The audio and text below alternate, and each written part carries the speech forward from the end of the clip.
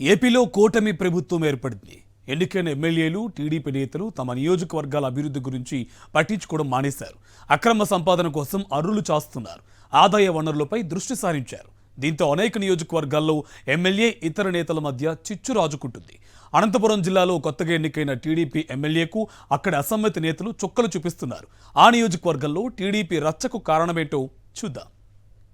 అనంతపురం జిల్లా Singanamala SP reserved నియోజకవర్గంలో తొలిసారి బరిలో నిలిచిన బండారు శ్రావణి టీడీపీ తరపున విజయం సాధించారు.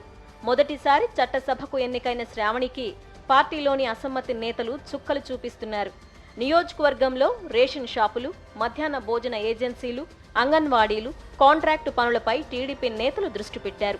ఇప్పటిదాకా ఆయా రంగాల్లో పనులు చేస్తున్న వారిని తమ అధికార బలంతో తొలగించారు. ఇకపై ఈ పనులన్నీ తామే చేయాలని, పెద్ద ఎత్తున అక్రమాలు చేసి డబ్బు సంపాదించాలని టీడీపీ నేతలు ప్లాన్ చేశారు. ఇదిలా ఉంటే రేషన్ షాపులు తన అనుచరులకు మాత్రమే దక్కాలని సింగనమల ఎమ్మెల్యే బండారు శ్రావణి నిర్ణయించుకున్నారు. సింగనమల నియోజకవర్గంలోని రేషన్ షాపులన్నీ తనవారి పేర్ల మీద బదలాయించాలని అధికారులకు జాబితా పంపించారు ఎమ్మెల్యే బండారు శ్రావణి.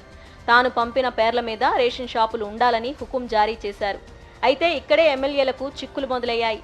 ఎన్నికలకు ముందు సింగనమలలో ట్రూమెన్ కమిటీ ఏర్పాటు చేశారు టీడీపీ అధినేత చంద్రబాబు నాయుడు. ఎన్నికలు పూర్తయ్యే వరకు అందరూ బాగానే కలిసి పనిచేశారు.